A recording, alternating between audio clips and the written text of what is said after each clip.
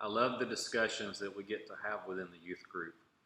The teenagers openly share about their day and week's activities. We laugh, we cry, we support, we encourage. Of course, over the past several weeks, we've had less and less to share because of the limited activity and interaction resulting from COVID-19 mitigation plans. On most days, though, our youth ask deep, probing questions. Some of the questions are typical of the ones we ask during adolescence. Others are fresh and present new inquiries. The most rewarding moments are when the conversations shift from formal to informal. And you can tell just how deeply someone is processing and wrestling with their faith. The challenging part is when that deep conversation is interspersed with asides. You never know what rabbits may get chased. In the funniest conversations, we don't always remember the full context of the moment. We simply remember the hashtag that was inspired by the remark. One night, we were talking about how to maintain honorable relationships with friends and family. Out of nowhere, one of the guys offered his insight with his trademark delivery. Words have meaning, sometimes. Ah, yes, was the sentiment that filled the room, along with a few chuckles. The beauty of that moment, like many within youth discussions, is the simplistic truth, depth of insight, and the honest conviction of the words. Words do have meaning. With our words, we can build up or tear down. We can seek out or destroy. We can be honest or share our narrow version of the truth. We also can misrepresent reality. That's just a general aspect of communication. But it speaks to something that has bothered me throughout the early phase of this pandemic. I have heard the word unprecedented more times than I care to count. It's been used to describe our present circumstances over and over again. The problem is that it's simply not true. The challenges that we face today aren't unprecedented. They're simply new to some of us. To label these days and these experiences as unprecedented, frankly overstates our present moment and overlooks history. Unprecedented is an adjective. It is defined as having no precedent, no early occurrence of something similar. It's novel and it's unexampled. In truth, the spread of a virus or plague on a global scale isn't new. The Black Plague and the Spanish flu claimed their place in history long before COVID-19. Polio was deemed to be eradicated in America in 1979 after a 30-year run of instilling fear and crippling people. Some of you have parents and teachers who were born in the late 70s. Smallpox outbreak cleared up in 1949. Your parents or grandparents were in the prime of their lives in the late 40s. The economic repercussions we face today have occurred before too. The impact of this era is new to us, but some people today remember living through the Great Depression as children. Traditions and customs that we've had interrupted have been interrupted before too. I, like many of you, mourn the loss of tradition associated with graduation. It's a letdown to work all those years, which are typically celebrated with pomp and circumstance. I know seniors and families are grieving not being able to gather with friends, classmates, and teachers. I know being able to celebrate the child and grandchild's big moment is a loss. I grieve alongside all of them. I do celebrate all the ways that people are helping to recognize the moment with as much fanfare as possible to capture that memorable moment. But I also know people, some living and some recently deceased, who did not graduate. They were drafted to places like Vietnam. Their pomp and circumstance came in the hell of gunfire and napalm. People across the world have lived in fear and dread since Christmas as this outbreak began. The early days of the AIDS epidemic instilled fear. some of which was informed by ignorance and some influenced by hatred.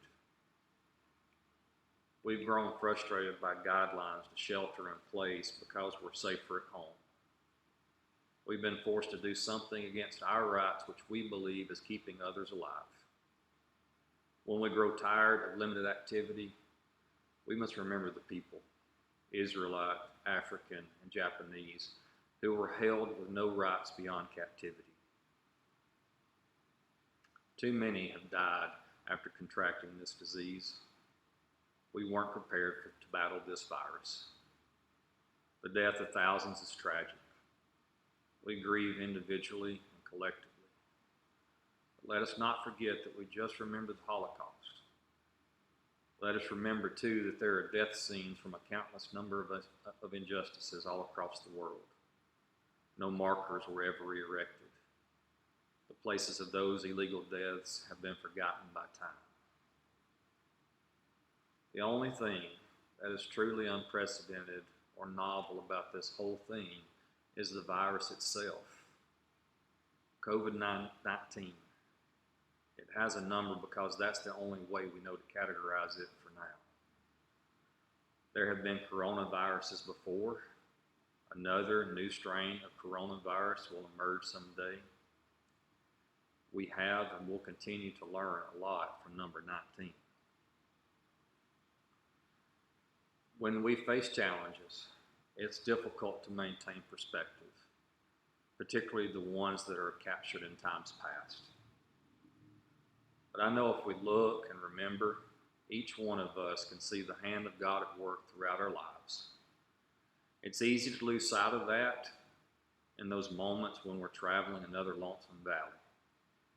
But I invite you to think, to recall, and to remember that nothing can keep us from the love of God. God's love has been with you before and remains with us still.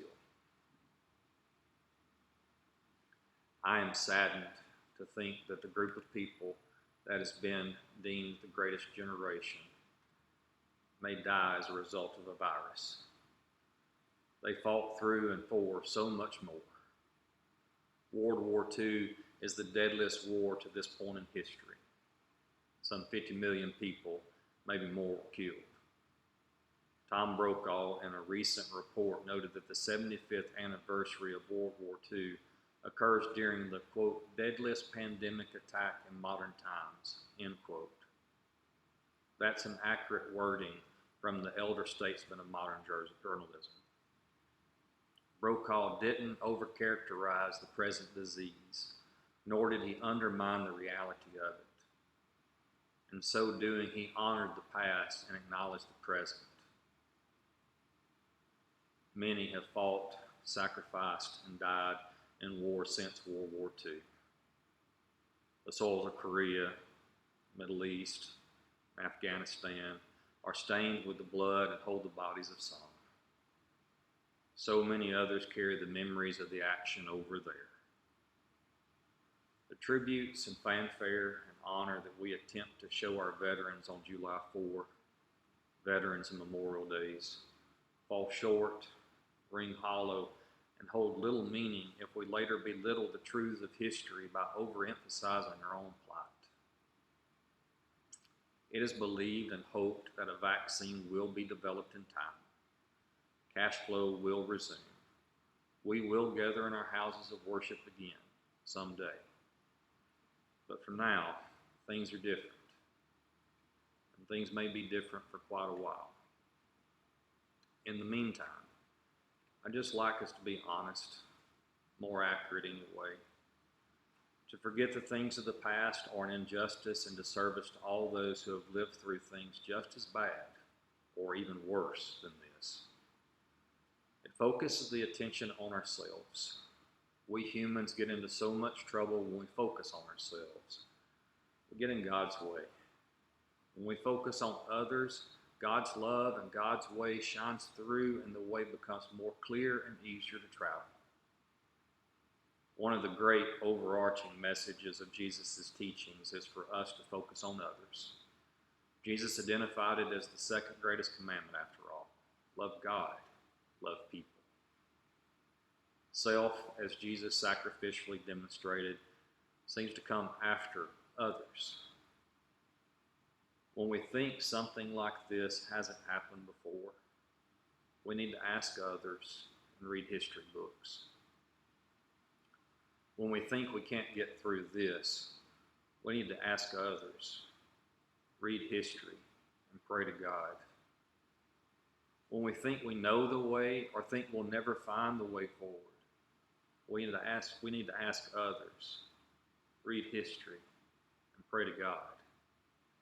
In that, I believe we find strength, wisdom, courage, friendship, insight, awareness, and a much broader, stronger sense of community.